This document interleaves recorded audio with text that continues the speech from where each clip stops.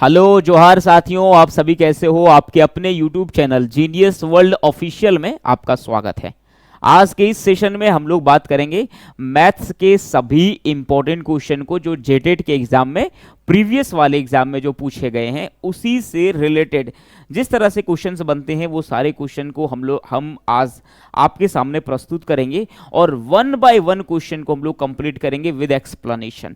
इस वीडियो में क्या रहने वाला है ध्यान से देखिएगा। इस वीडियो में जो है वो क्वेश्चन के साथ भैया एक्सप्लेन भी होने वाला है, उसका विश्लेषण भी होने वाला है सही तरीके से, उसका आंसर भी बताया जाएगा। किस तरीके क्वेश्चंस आपसे पूछे जाएंगे वो हमने यहाँ पे लिख दिया है, आपको आंसर भी बताएंगे, उसके तरीके भी बताएंगे और जबरदस्त तरीके से आप इसको बनाने के लिए भी सीख जाओगे। क्या कहते हो जी? एकदम फैंटास्टिक तरीके से आप बनाओगे इसको। चलिए हम लोग जो है वो स्टार्ट करते हैं आज के इस सेशन को और जबरदस्त तरीके से हम लोग जो है वो शामिल हो जाते हैं। बिल्कुल जोहार साथियों, आप सभी का जो है वो स्वागत है आपके अपने YouTube channel genius world official में। आज के इस सेशन में हम लोग क्या करेंगे, आपके लिए मैथ्स का प्रैक्टिस सेट लाए हैं, फर्स्ट प्रैक्टिस सेट आपके लिए लाए हैं, जहां पे आपको ये पता चलेगा कि जेटेट में किस तरह के जो है वो प्रश्न आपसे पूछे जाते हैं, किस तरह से जो है वो मैथ्स के प्रश्न पूछे जाते हैं, जहां से आप ज़्यादा से ज़्यादा नंबर हासिल कर सकते हो। और ये भी आपके माइंड में एक आइडिया, एक रफ आइडिया आ जाएगा कि क्वेश्चन किस टाइप का होगा, क्या हमसे हो पाएगा या फिर नहीं हो पाएगा। आपके लिए आपकी पॉसिबिलिटी को ये जो है वो क्या करेगा, पॉसिबिलिटी को जो है वो तय करेगा कि भैया आप इस चीज को बना पाते हो या फिर नहीं बना पाते हो। तो इस आइए पूरे क्लास में हम लोग इस चीज को चर्चा करेंगे, वन बाय वन क्वेश्चन को विद एक्सप्लेनेशन के साथ हम लोग आज के क्वेश्चन को करेंगे। आप यहाँ पे देख सकते हो आपके लिए ये फर्स्ट क्वेश्चन आपकी स्क्रीन पे। आइए देखते हैं कि फर्स्ट क्वेश्चन का आंसर हम लोग कैसे करते हैं। चलें इसको बड़े ध्यान से आप जो है वो सीखिएगा, देखिएगा और आराम से एकदम जो है धीरे धीरे धीरे धीरे इसको बनाइएगा।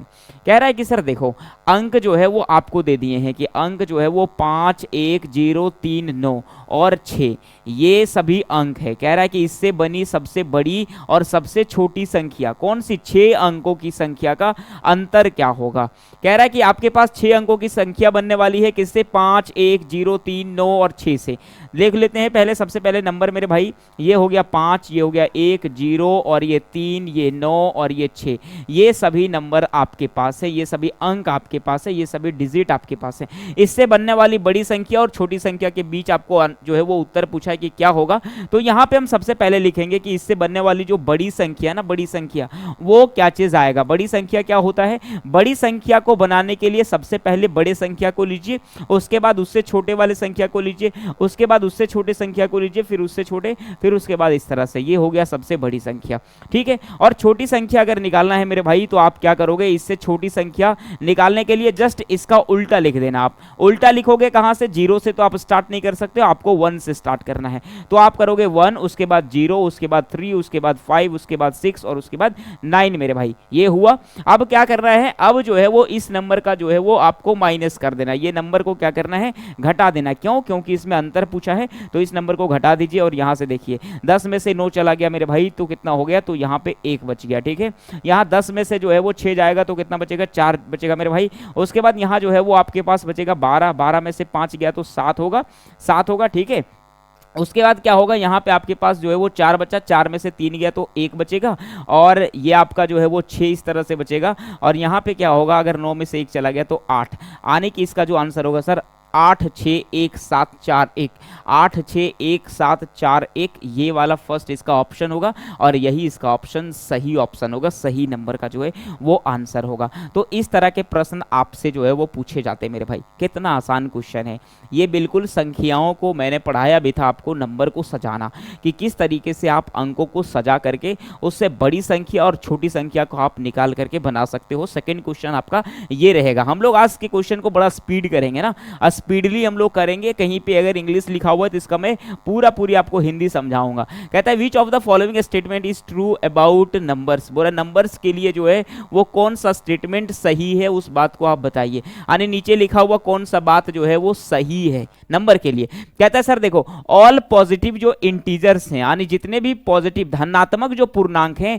वो सभी क्या होते हैं, वो सभी पूर्ण नंबर होते हैं। देखिएगा ध्यान से, मैं इसको एक एक करके आपको समझाऊंगा। क्या कह रहा है यहाँ पे, कह रहा है कि ऑल पॉजिटिव इंटीजर्स, यानी जितने भी पॉजिटिव इंटीजर्स हैं, मतलब जितने भी धनात्मक जो पूर्णांक हैं, क्या है मेरे भाई, धनात्मक पूर्णांक, धनात्मक जितने भी पूर्णांक हैं, धनात्मक जितने भी पूर्णांक हैं, धनात्मक पूर्णांक क्या होता है, अगर आपने इस तरह से एक नंबर लाइन बनाया, नंबर लाइन में यहाँ पे आपने 0 लिखा, यहाँ पे 1 किया, 2 किया, 3 किया, तो इधर वाली जो भी संख्या है वो क्या होगा मेरे भाई, वो धनात्मक पूर्णांक होगा। क्या होगा, धनात्मक जो है वो पूर्णांक होगा। होगा कि नहीं होगा, बिल्कुल होगा। कह रहा है सर जितने भी धनात्मक पूर्णांक हैं वो सभी क्या होते हैं, होल नंबर्स होते हैं।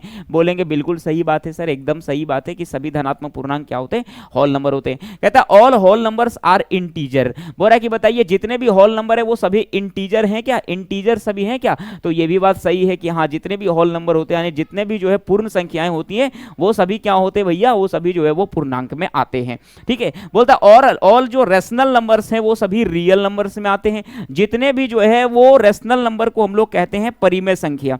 ठीक है, बोल रहा है कि जितने भी परिमेय संख्या है, जितने भी परिमेय संख्या है वो सभी संख्याएं क्या रियल नंबर में आता है, यानी वास्तविक संख्या में आता है, वास्तविक संख्या में आता है। तो ये भी बात बोलेंगे एकदम सही बात है जी। आप जो है जितने भी परिमेय संख्या ले लो 0 से लेकर के आप इधर वाले, तो वो सभी क्या होंगे, सभी वास्तविक संख्या होगा, है कि नहीं। परिमेय संख्या तो आप देखते कभी नहीं होगे कि ये जो है नेगेटिव भी होता है, सो तो नेगेटिव नहीं होता है, तो जितने भी परिमेय संख्या होंगी वो सभी क्या होंगी, रियल नंबर में आएंगे, यानी कि वास्तविक संख्या में होगा। ये भी बात आपका सही साबित होता है। कहता है सर जितने भी अपरिमेय संख्या हैं वो सभी क्या हैं, वो सभी रियल नंबर्स हैं क्या।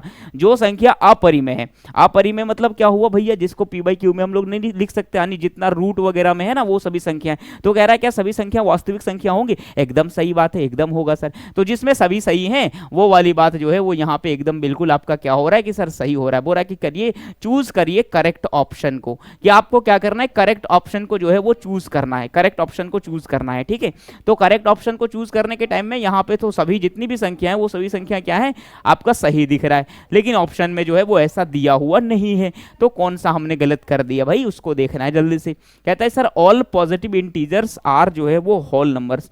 ऑल पॉजिटिव इंटीजर्स जो होते हैं वो कहाँ से होते हैं, 1 से होते हैं ना। पॉजिटिव इंटीजर 1 से लेकर के और बहुत दूर तक होता है, 0 इसमें नहीं होता नहीं। तो कह रहा है all positive integer are whole number, बिल्कुल सही बात है, ये तो होता ही होता है होल नंबर, तो एक तो सही है। दूसरा कह रहा है ऑल जो होल नंबर्स है वो सभी इंटीजर्स होते हैं, जितने भी होल नंबर्स है वो सभी इंटीजर्स होते हैं, ये भी सही बात है जी, इंटीजर्स तो होते ही होते हैं। फिर कह रहा है ऑल रेशनल नंबर्स जो है वो सभी रियल नंबर होते हैं, ये भी बात तो सही है कि रियल नंबर होता है। फिर इरेशनल नंबर जो है वो रियल नंबर, यार सब सही है, तो फिर ऑप्शन काहे नहीं दिया जी, तो गलत बात है, ऑप्शन तो देना चाहिए था। यहाँ पे लिख दीजिएगा ए बी सी और ये एक जो आपका डी, यानी तीनों सभी जो है वो सभी बातें क्या है यहाँ पे सही साबित हो रहा है। आगे बढ़ते हैं और अगले क्वेश्चन की ओर हम लोग देखते हैं। इस क्वेश्चन में समझते हैं कि क्या क्या दिया हुआ है।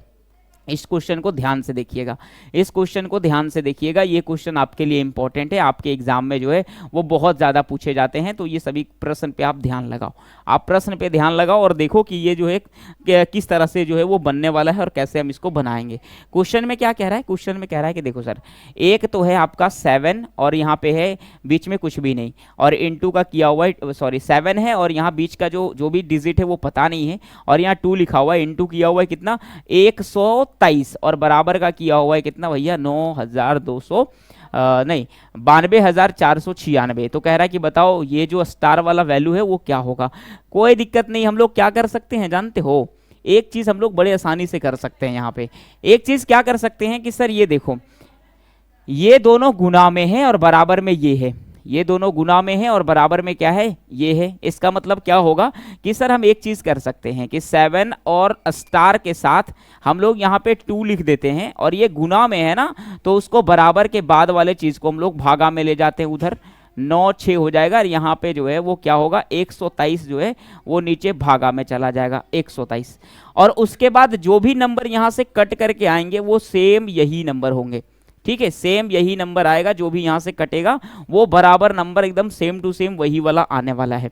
अब हम लोग जो है वो इसको काटने का प्रयास करेंगे और फिर ये भी देखेंगे कि इसको और भी तरीका क्या है जहाँ से हम इस चीज़ को आसानी से बना सकते हैं, है ना। ये भी चीज हम लोग को देखना पड़ेगा कि इसका और बढ़िया जो है वो क्या ऑप्शन है। एक तो लंबा तरीका वही है जी जिससे आप भागा लगाते हो, जैसे आप यहाँ पे आपने क्या किया 123 को जो है वो लिख दिया भाज्य वाले में, और आपने जो है वो यहाँ से कर दिया 9 2 4 और 9 6, ये आपने जो है वो भाजक में लिख दिया भैया। अब इसको जब आपने जो है वो डिवाइड किया तो आपको टेबल के थ्रू से आप इस तरह से क्या करते हो भागा दे करके, और इसका जो है वो आप निकाल लेते हो कि क्या हमारे पास भागफल में आएगा, यहाँ पे क्या आएगा उस चीज को आप निकालते हो। चलो एक एक करके ध्यान से इसका जो है वो हम लोग एक एक स्टेप करके निकालते हैं। अगर इसको मैंने टेबल जो है वो यहाँ से काउंट करना स्टार्ट किया तो ये 7 टाइम्स में जाएगा। कैसे जाएगा 7 टाइम्स में? क्योंकि यहाँ 7 लिखा हुआ है तो 7 तो जाएगा ही जाएगा। 7 अगर जाएगा तो 7 या 21 होगा, एक यहाँ पे आएगा और फिर 7 दूना 14 होगा और 2 आने की 16 होगा, इसका मतलब 6 यहाँ पे आएगा सर।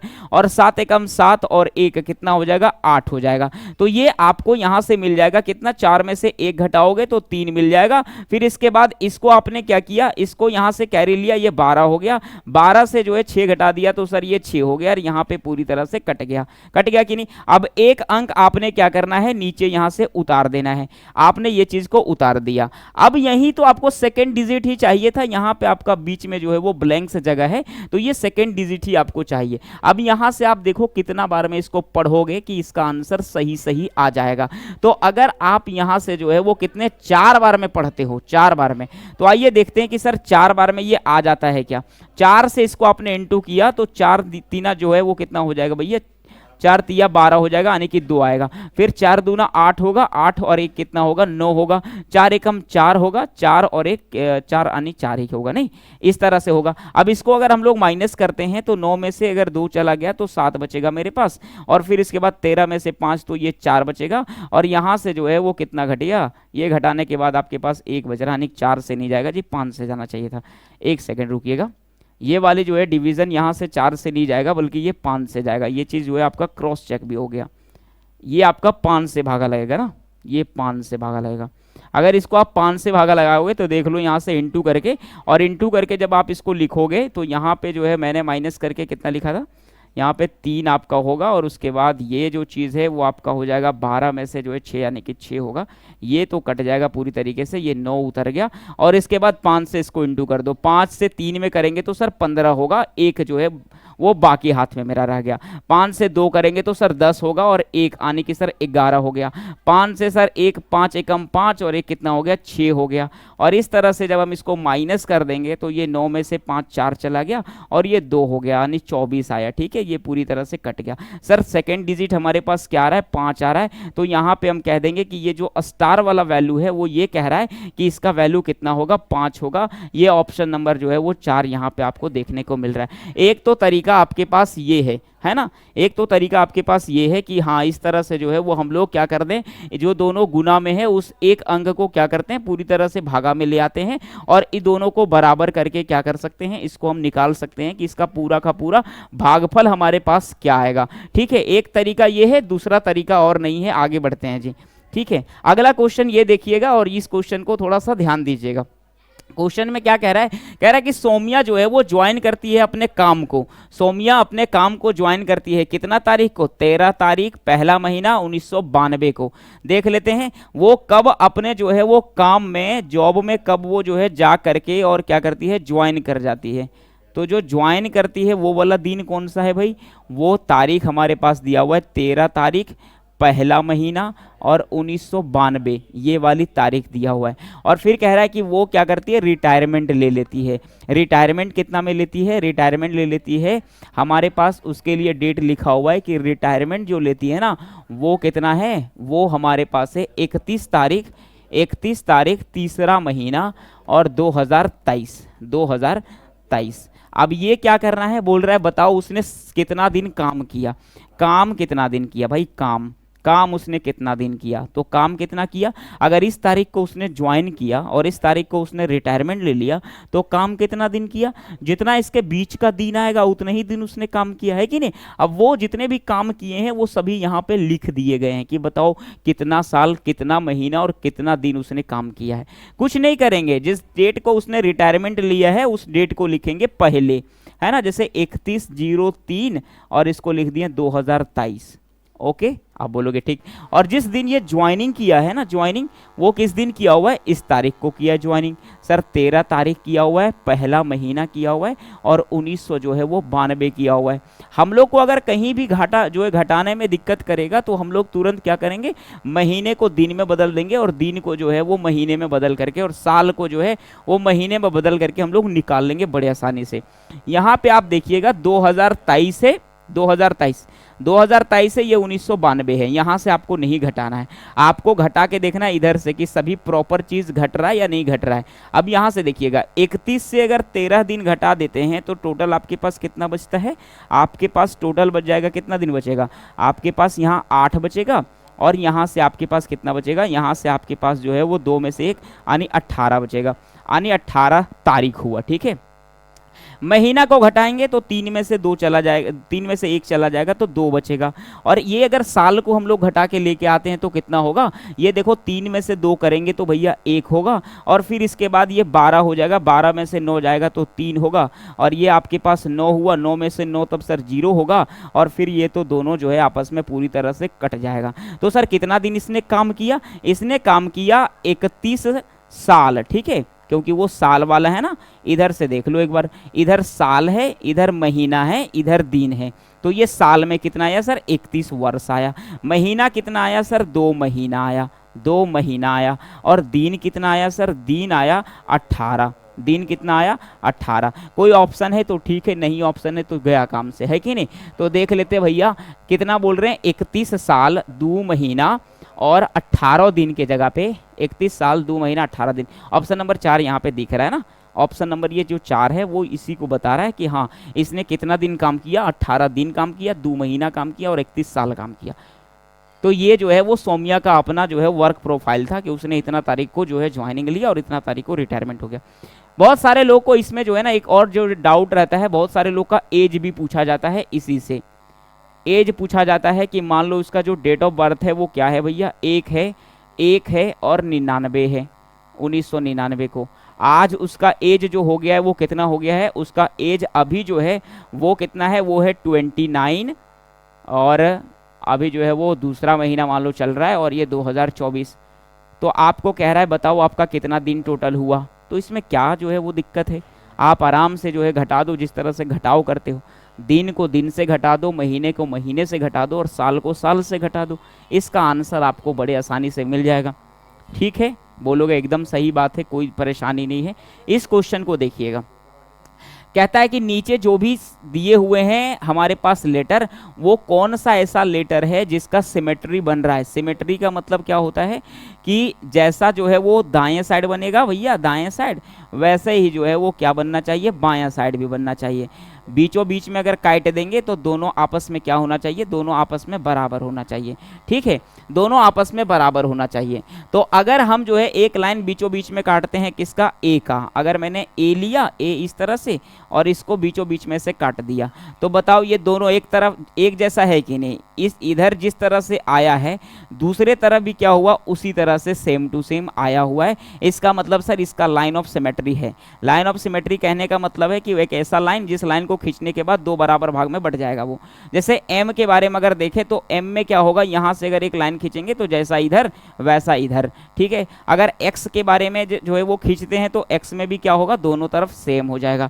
लेकिन यहाँ भाई अगर एल में आप खींचते हो एक लाइन, तो एल में कैसे खींचोगे, एक लाइन खींचो आप, एक लाइन अगर एल में खींचते हो ना तो लाइन ऑफ सिमेट्री इसमें जो है वो बनने की संभावना कुछ भी नहीं रहती है कि नहीं। तो एल ऐसे ना होता है, अगर ऐसे भी आप खींचोगे तो भी लाइन ऑफ सिमेट्री नहीं बनेगा। तो ये जो है फर्स्ट नंबर का इसका आंसर है कि किसका बोल रहा है कि नहीं बन सकता है लाइन ऑफ सिमेट्री, यानी किसका लाइन हम ऐसा खींचेंगे जो बीच बीच में उसको भागा 2 भाग में नहीं कर देगा, तो वो कौन सा हो जाएगा मेरे भाई, वो आपका हो जाएगा कौन सा, केवल और केवल एल हो जाएगा। ये कितने नंबर का क्वेश्चन था, ये था 5वें नंबर का क्वेश्चन। ऐसे क्वेश्चन आपको पूछे जाएंगे तो बताओ आप जो है कभी छोड़ोगे, कभी ना छोड़ोगे, एकदम कभी भी नहीं छोड़ोगे, है कि नहीं, कभी एकदम छोड़ने की कोई संभावना नहीं है। अगला ये क्वेश्चन को आप देखिए, ये क्वेश्चन आपके लिए ठीक ठाक क्वेश्चन है, इंपॉर्टेंट भी है और मस्त भी है।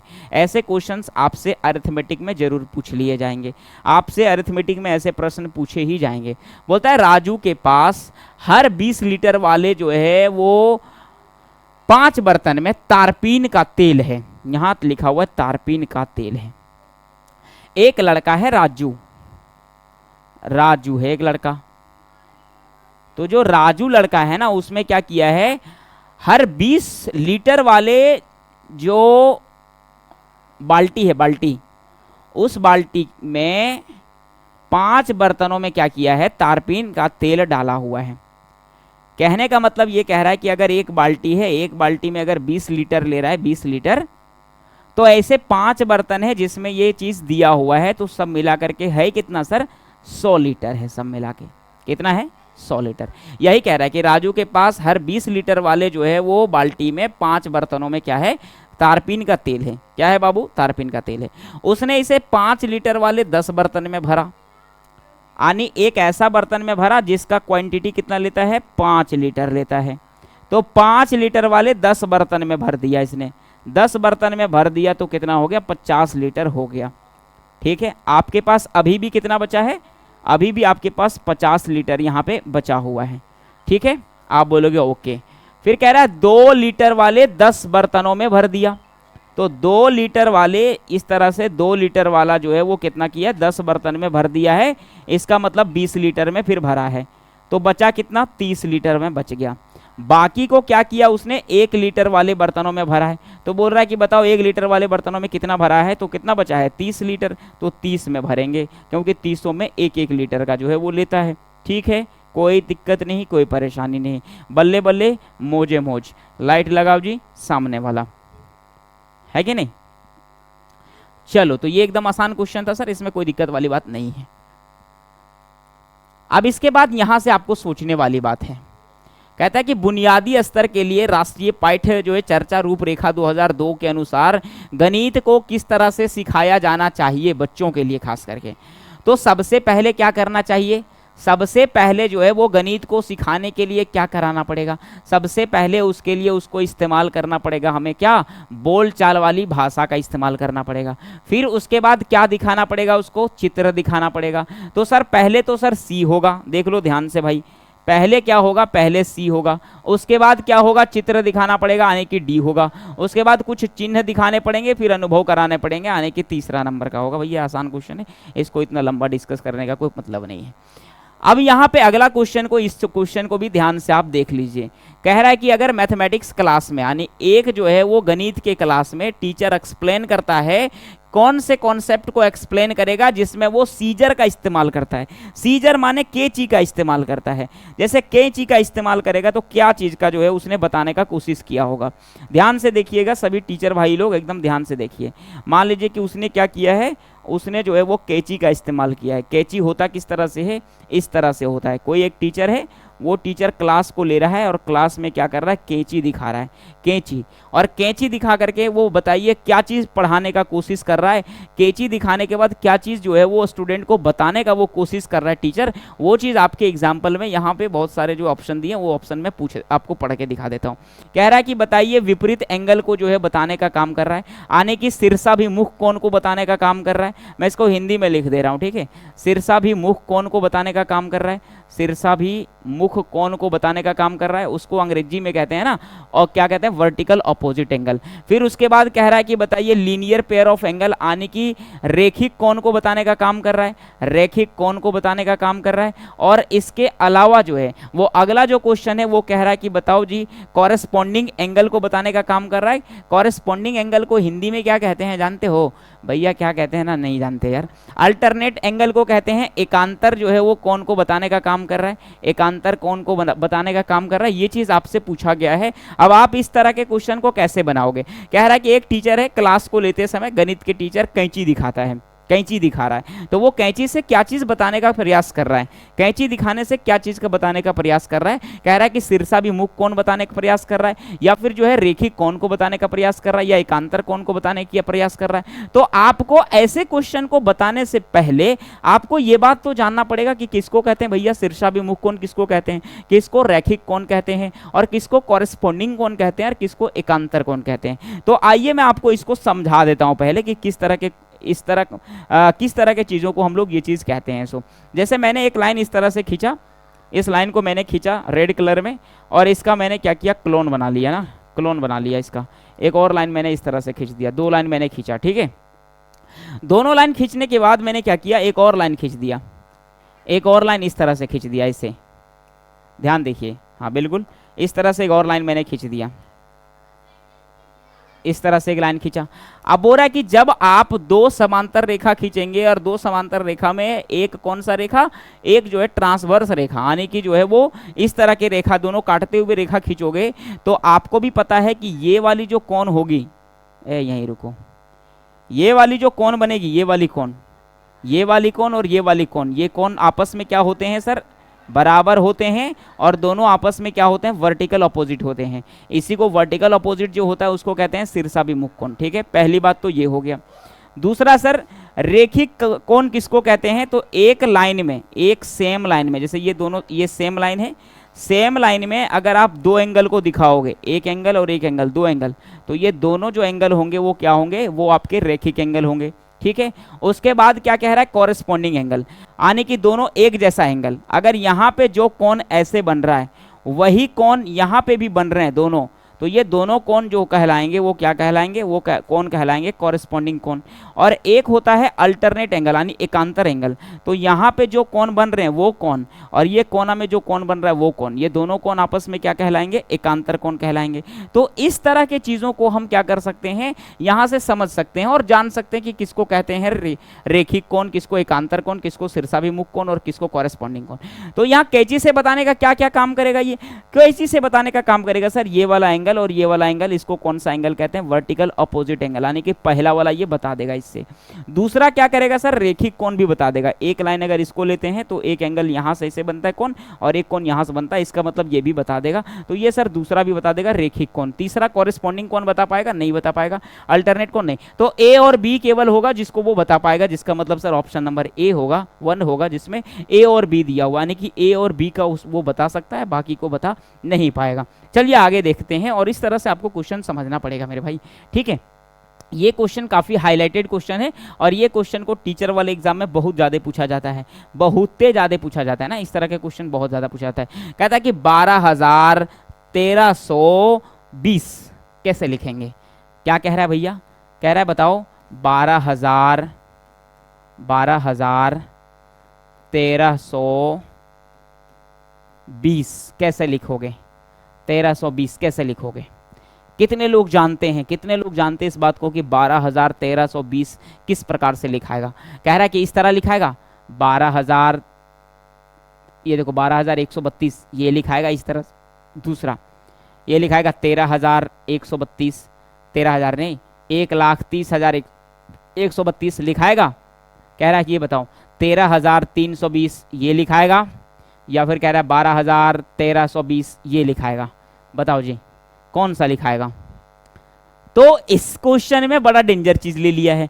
हमने आपको बताया है कि भारतीय संख्या प्रणाली में, आपको क्या मैंने समझाया था, आपको मैंने इस तरह से समझाया था कि पहले लिखना है इकाई, उसके बाद क्या लिखना है दहाई, उसके बाद क्या लिखना है सैकड़ा, उसके बाद क्या लिखना है हजार, उसके बाद क्या लिखना है बाजार, है ना, हजार लिखना है, उसके बाद क्या लिखना है 10,000, 10,000।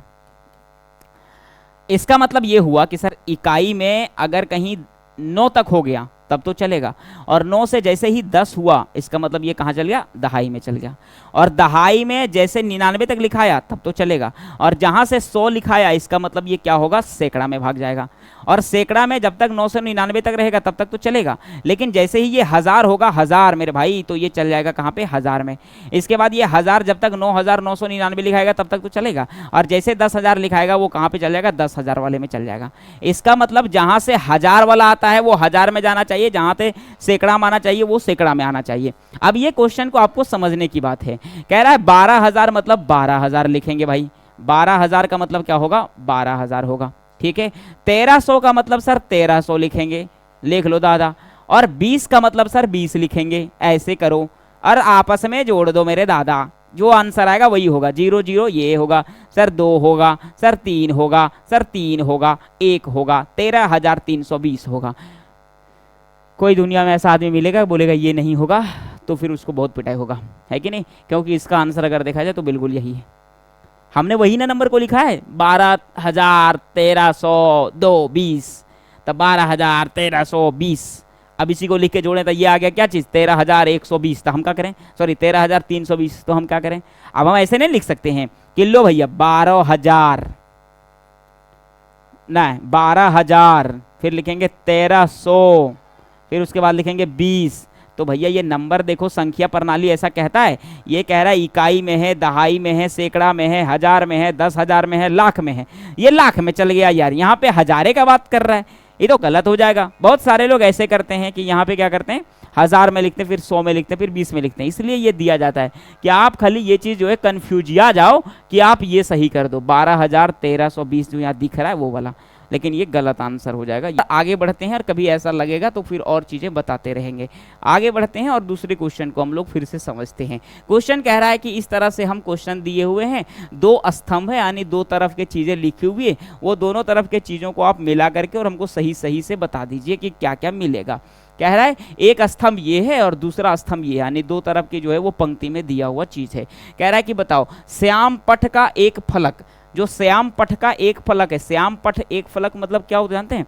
श्याम पट का मतलब होता है ब्लैक बोर्ड, यानी ब्लैक बोर्ड को अगर हम देखेंगे तो वो किस तरह से दिखता है ये पूछ रहा है। फिर कह रहा है एक रेखा, ये मिलाना है आपस में, ठीक है। और फिर कह रहा है एक किरण, और फिर कह रहा है एक रेखाखंड।